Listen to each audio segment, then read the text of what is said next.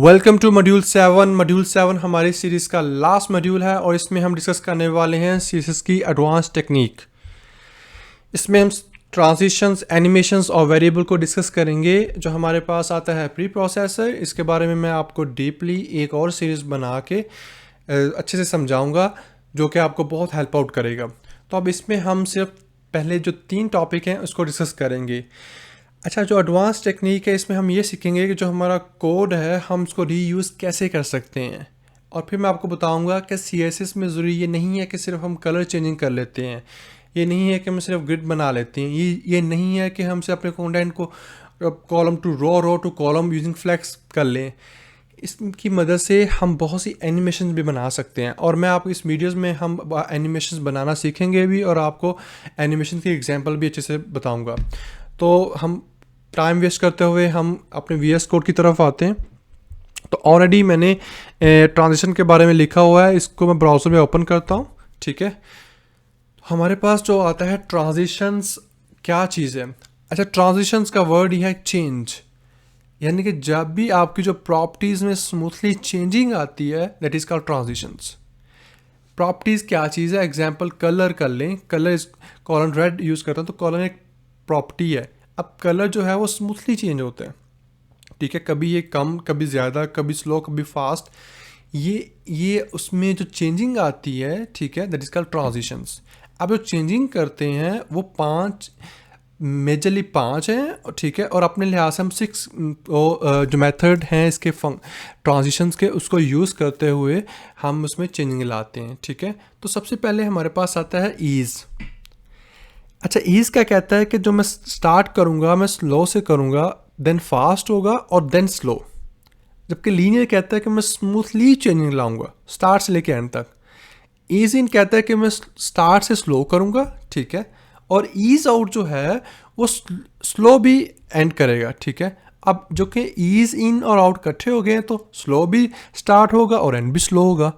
और क्यूबिक में क्या कहते हैं कि हम अपनी मर्जी से वैल्यू डिफाइन कर लेते हैं कि जैसे स्लो करना चाहें स्लो कर लें, फास्ट करना चाहें फास्ट कर लें, तो अपनी मर्ज़ी से हम उसको करते हैं।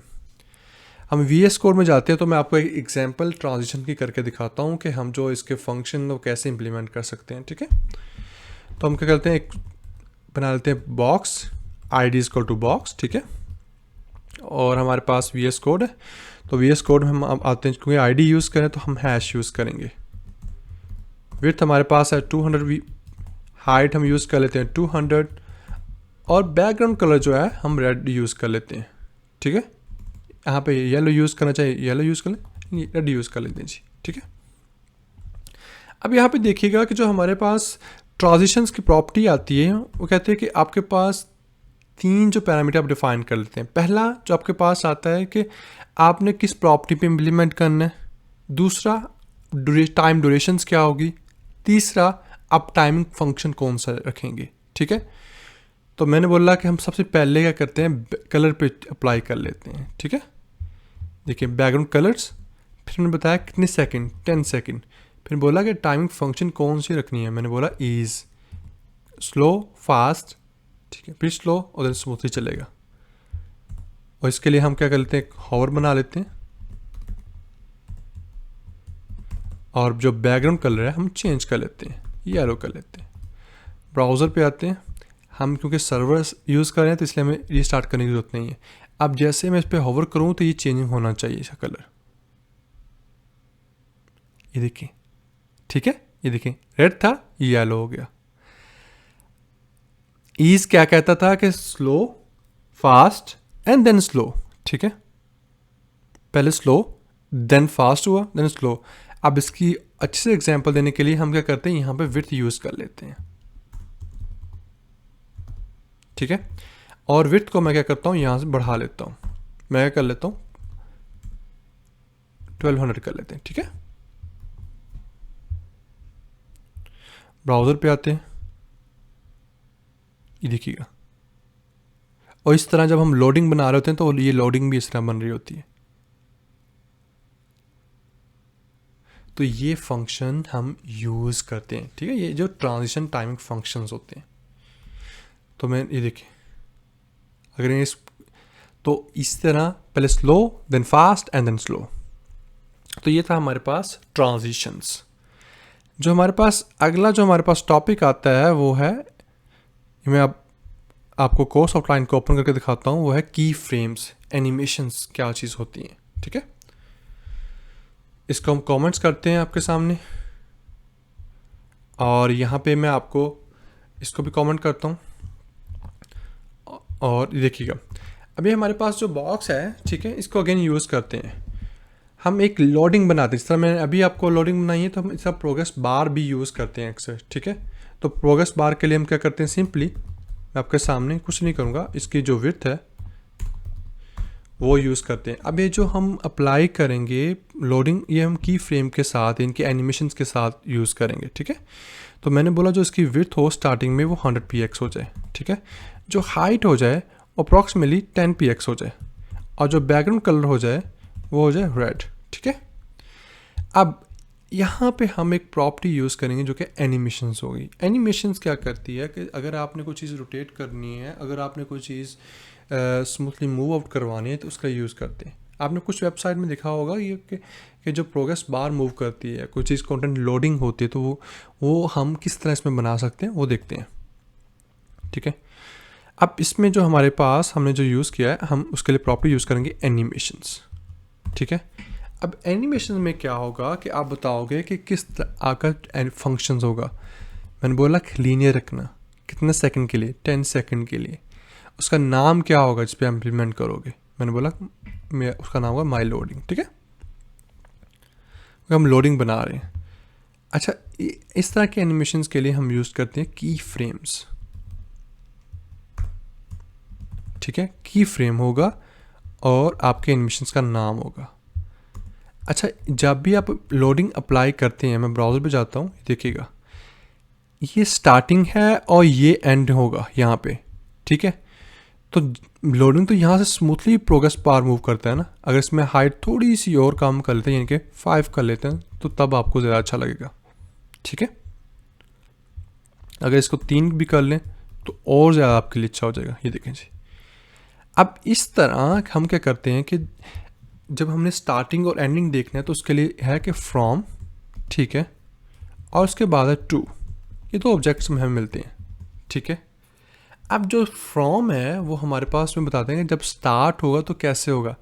मैंने बोला जब स्टार्ट हो तो उसकी विड्थ जो हो वो सेम रहे, कलर भी मैं चेंज नहीं करना चाह रहा। ठीक है, लेकिन जैसे ही एंड हो तो इसमें चेंजिंग आने शुरू हो जाए। ठीक है, से 2 तक पहुंचे तो इसमें इसकी विड्थ बढ़ जाए और हाइट इसकी सेम हो जाए। ठीक है, 3 px रहनी चाहिए। अब देखिए, स्टार्ट से वो 100 px हो, जैसे उसने क्या किया कि हमारे पास 2 तक पहुंचा तो वो उस पर इम्प्लीमेंट होनी चाहिए, उसकी हाइट, उसकी चेंजिंग होनी चाहिए। और जो कलर है वो भी हम बता देते हैं, या जो कलर जब स्टार्टिंग हो तो कलर उसमें रेड ही रहे, जब एंड हो तब भी रेड रहे। ठीक है, कोई मसला नहीं है। रिफ्रेश करते हैं जी, ये देखिए जी, ये स्मूथली चल रहा है।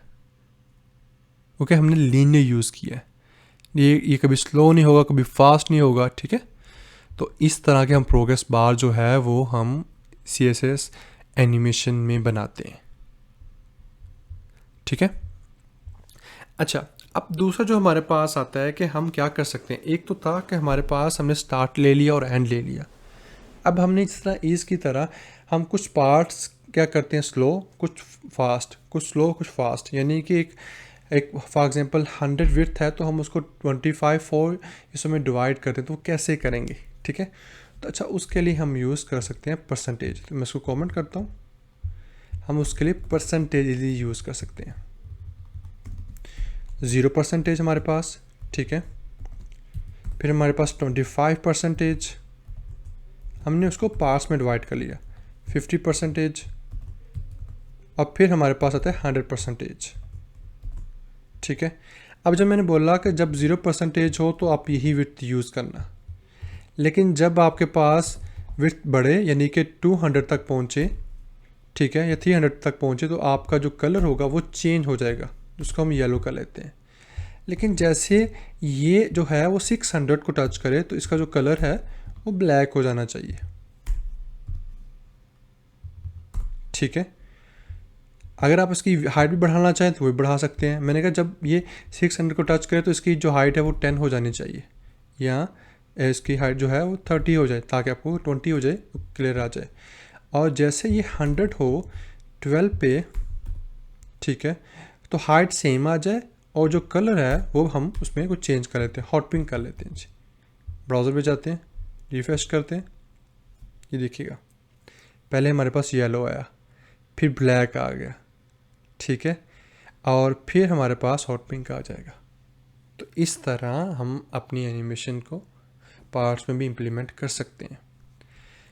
अब जो मैं आपके सामने एक एनिमेशन इम्प्लीमेंट करके दिखाऊंगा कि हम किस तरह कोई चीज़ रोटेट कर सकते हैं, ठीक है। तो उसके लिए क्या करते हैं, हम बॉक्स बना लेते हैं, ठीक है। इसको कमेंट रहने देते हैं, हम इसके सामने सिंपली एक बॉक्स बना लेते हैं। आईडी हमारे पास मेन, और इसमें जो हम बनाते हैं आईडी इक्वल टू कर लेते हैं आइटम 1 के नाम से, ठीक है। इस तरह हम 3 आइटम जनरेट कर लेते हैं, 2 and 3। यहाँ पे आते हैं, कुछ नहीं, इस कोड को हम सबको कमेंट कर लेते हैं ताकि आपको अच्छे से क्लियर हो जाए। कमेंट कर लिया हमने, और नीचे आते हैं, हमारे पास आइटम 1, हमारे पास जो विड्थ है 300 px, हाइट हमारे पास 300 px, और हम जो बैकग्राउंड कलर है वो रेड कर लेते हैं जी। इस तरह आइटम 2 और आइटम 3,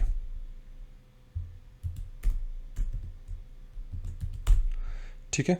और इसका जो है हम क्या कर लेते हैं येलो, और इसका जो हम कर लेते हैं ग्रीन, ठीक है। और सिंपली हम क्या करते हैं, इसमें मेन में आके इसमें थोड़ी सी हमारे पास डिस्प्ले क्या हो जाएगा फ्लेक्स, और जो हम गैप है वो कर लेते हैं जी 20 px, और जस्टिफाई कंटेंट हमारे पास आ जाना चाहिए सेंटर में। ब्राउज़र पे जाके चेक करते हैं जी, ये हमारे पास आ गया। हमारे पास एक कलर नहीं आ रहा जो कि हमारे पास येलो कलर था जो हमने इम्प्लीमेंट किया था। चेक कर लेते हैं जी क्या वजह, इसमें आइटम 2 क्या है, तो इसमें आइटम 2 कर लेते हैं जी। ब्राउज़र पे जाएंगे, ये हमारे पास आ जाएगा, ठीक है। अच्छा, अब हमारा गोल है कि मैं इसको रोटेट करना चाह रहा हूँ, वो कैसे करूँगा। सिंपल, मैं एनिमेशंस की प्रॉपर्टी अप्लाई करूँगा, और एनिमेशंस के लिए क्या था हमारे पास, लीनियर होना चाहिए जो कि ट्रांजिशन फंक्शंस हैं, ठीक है। कितना सेकंड रखना चाहते हो और आप उसका क्या नाम रखना चाहते हो, मैं बोला मैं रोटेट कर दूँ, ठीक है। कॉपी करते हैं और आपके सामने इस तरह इम्प्लीमेंट कर लेते हैं जी। सब पे मैंने इम्प्लीमेंट कर दिया। अब मैं सिंपली की फ्रेम यूज़ करूँगा, और की frame built in keywords for animation है, ठीक है। और इसका नाम था हमारे पास माई रोटेट। वही चीज़ फ्रॉम स्टार्टिंग करना चाहता हूँ और एंडिंग करना चाहता हूँ। मैंने बोला जब स्टार्टिंग करो तब क्या करो, तब इसको रोटेट करवाना है आपने, ठीक है। रोटेट मैंने बोला कि स्टार्ट करो 90 डिग्री से, और जब ये एंडिंग हो, क्योंकि एक सर्कल 360 का होता है, तो जैसे ये एंडिंग हो तो ये क्या हो जाए 360 का होना चाहिए। ब्राउज़र में जाते हैं, ये देखिएगा, तो ये CSS है, इसकी मदद से हम कुछ भी कर सकते हैं।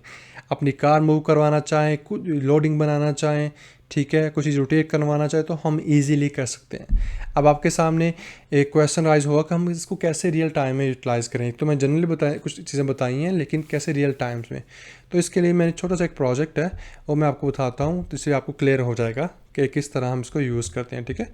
इसके लिए मैं इसको कॉमेंट करता हूँ आपके सामने, ठीक है। और यहाँ पे आते हैं जी, इसको भी कमेंट करता हूँ आपके सामने। ये जो हमारे पास कोड है जो ऑलरेडी मैंने किया हुआ है टाइम सेविंग के लिए, इसको मैं अनकमेंट कर लेता हूँ, ठीक है।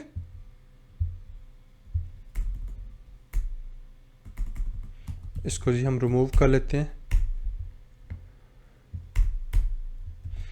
और इस तरह मैं CSS में आता हूँ, और CSS में भी मैं इसको कमेंट कर लेता हूँ, अनकमेंट कर लेता हूँ, सॉरी।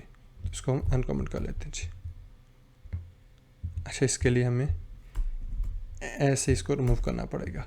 और फिर मैं आपको दिखाऊंगा कि एक जो कोड होता है उसको किस तरह यूज़ करते हुए इन्होंने कि ये जो अपनी रिक्वायरमेंट है वो कंप्लीट की है। ब्राउज़र पे आते हैं, ये देखिएगा हमारे पास जो सन है वो रिवॉल्व हो रहा है, ठीक है, इसके सर्कल के गिर्द। यहाँ पे बॉडीज़ क्या है, जो बॉडी इन्होंने इस पर यहाँ पे आते हैं और रिफ्रेश करते हैं, हमारे पास बॉडीज़ पे भी इम्प्लीमेंट होनी चाहिए। रिफ्रेश, ये देखिएगा कि आपके पास जो सियारे हैं वो सूरज के गिर्द घूम रहे होते हैं। जिस तरह ये ज़मीन है, ठीक है, और सूरज के गिर्द घूम रही है, ठीक है। अब ये जो सीन है, इस तरह का जो हम सर्कुलेशन क्रिएट करते हैं दैट इज़ कॉल्ड की फ्रेम। और ये जो है ये CSS की एक एनिमेशन है।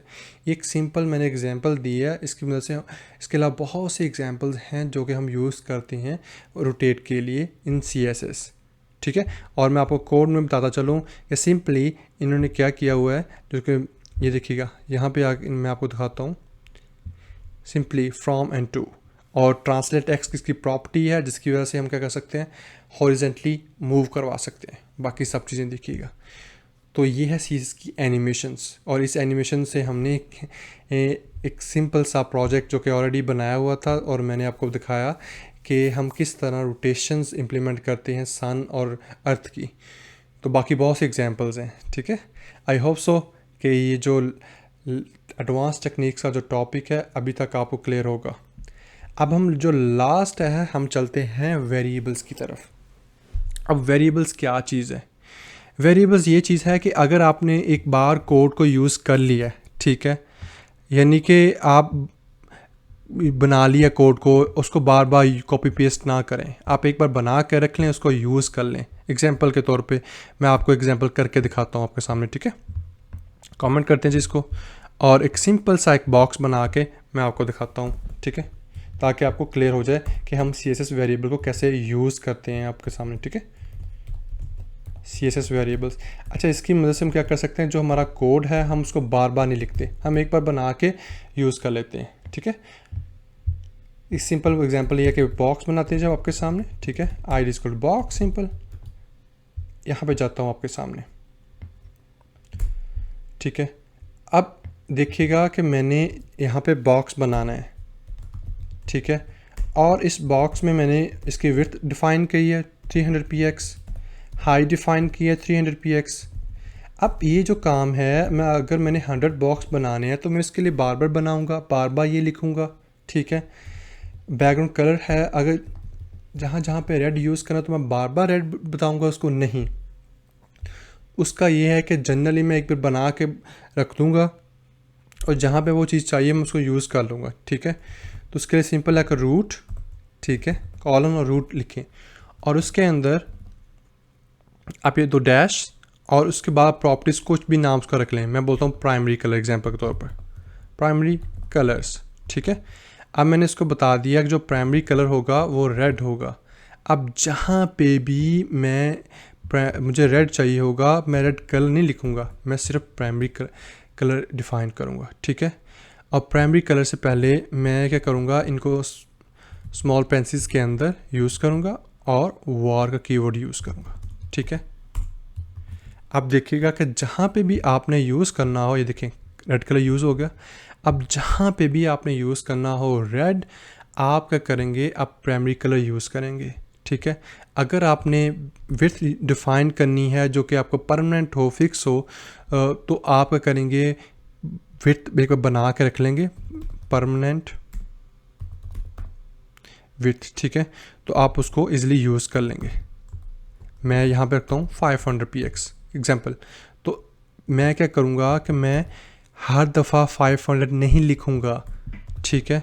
मैं हर टाइम्स परमानेंट जो विड्थ है उसको यूज़ करूँगा, ठीक है। यानी कि एक बार कोड बना के रख लूँगा, उसको बार बार हम उसको यूज़ कर सकते हैं, ना कि बार बार हम उसको डिफ़ाइन करें, डिक्लेयर करें, उसको आगे यूज़ करें। तो तो that is call CSS advance techniques. और इसमें जो मोस्ट इंपॉर्टेंट था हमारे पास वेरिएबल था, एनिमेशन थी और ट्रांजिशन थी। आई होप सो ये कंसेप्ट क्लियर आया होगा आपको। और फर्दर जो हम एडवांस टेक्निक CSS में हैं वो उसके बारे में हम CSS प्री प्रोसेसर में हम डिस्कस करेंगे, और मैं इस पर एक वीडियो प्रॉपर्ली और डीपली अच्छे से वीडियो बनाऊंगा जो कि आपको बहुत हेल्प आउट करेगी। आई होप सो कि CSS की सीरीज़ आपको बहुत पसंद आई होगी। Let's meet in another CSS videos that is called CSS preprocessor. Thank you. Take care.